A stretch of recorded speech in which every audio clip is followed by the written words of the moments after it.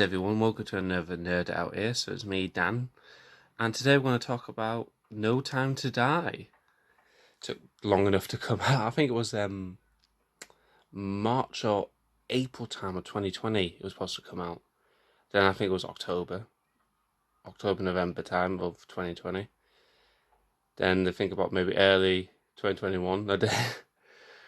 We got end of September in the UK, so it's been a very long time.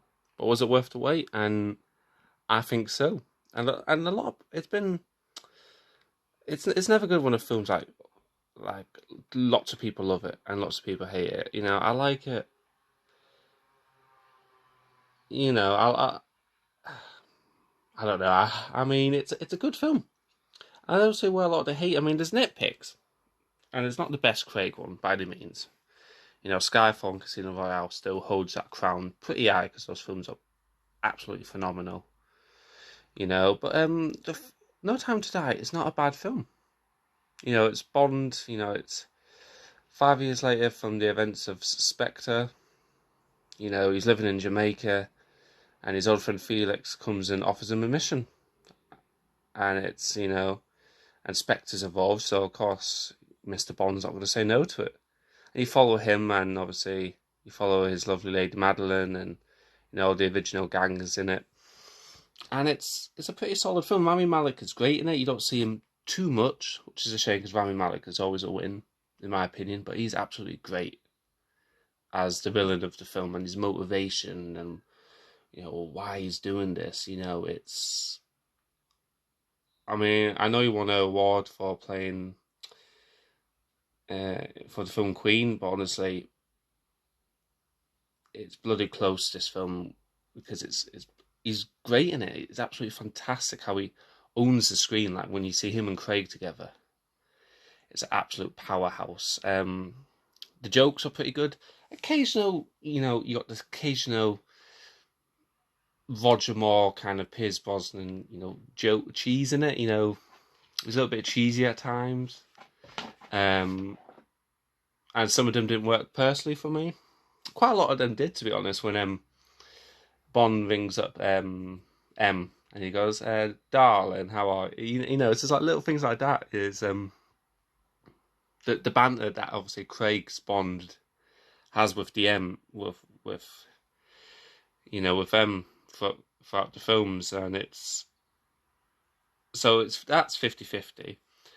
And overall, the film is pretty decent. If you're a Bond fan, you're gonna like it. The music's good. The car chases are extremely well done, so well choreographed. The locations, to go to, Jamaica, Norway, England, the sets to choose are fantastic. The costume's great. The action is important in a Bond film. Action's great. Your Bond girls are absolutely brilliant. And overall, the film is a good time. And what I love about this film, and I think a lot of people aren't bringing this up, is how it ends the series.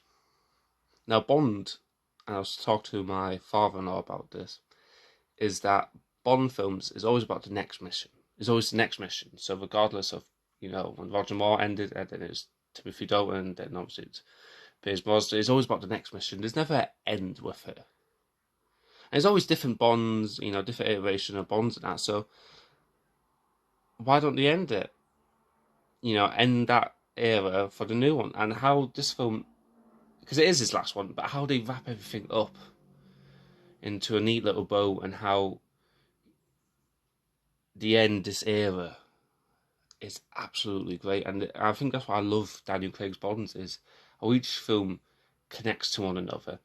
Not like so like in your face like a Marvel film how it connects, but it's how the subtle connections and stuff, and how it led up to Spectre, and obviously how this film, continues from, like the mentioned Vesper, which was Eva Green's character in Casino Valley, how she was a factor, how, so how it connects everything and how it ends the franchise. I think that's one thing that I love about Bond film, because like, okay, this is the end of the era, there's no doubt You know, I would, no, he's definitely said this is my last one, and that is how they end everything. Is this?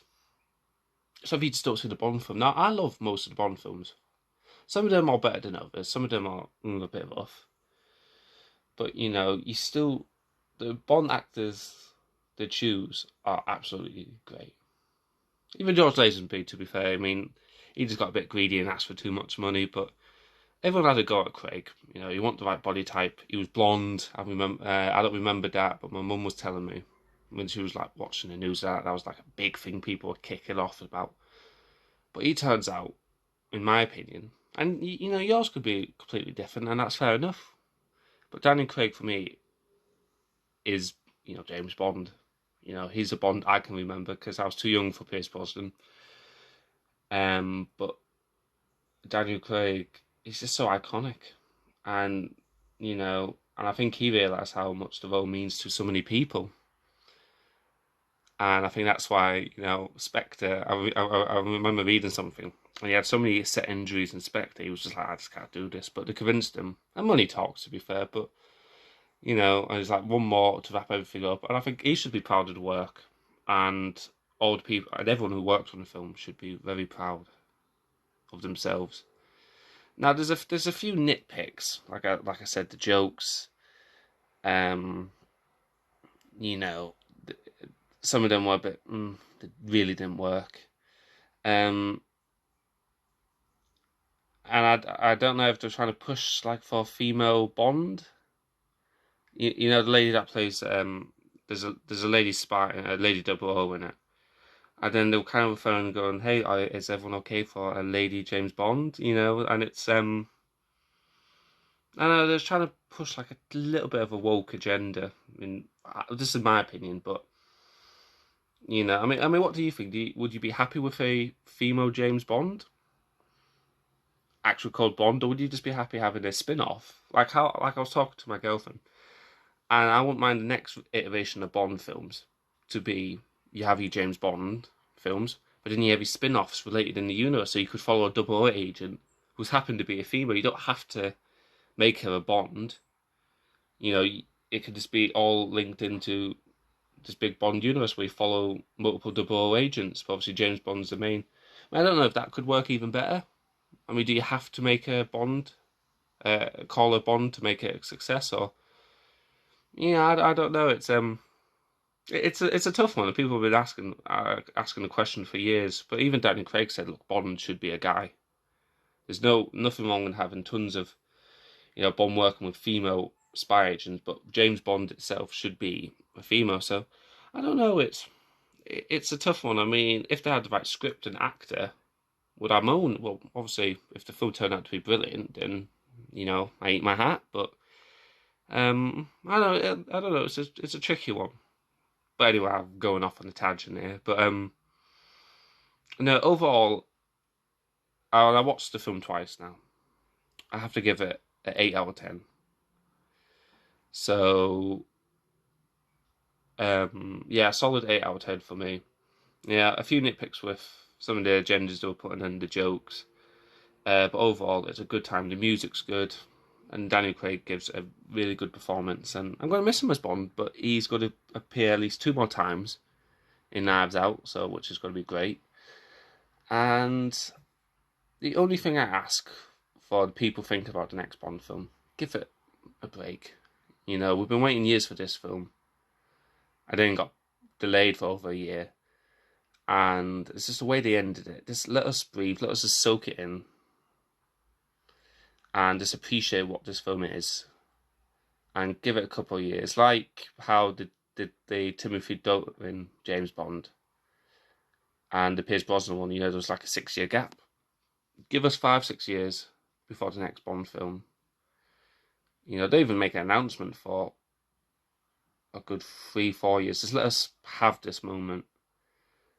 And before we see a new Bond on his new mission. But anyway, guys, if you stayed with me this long, I'm very grateful to you. And yeah, I hope you're having a good day and staying safe wherever you are. Catch you in a bit.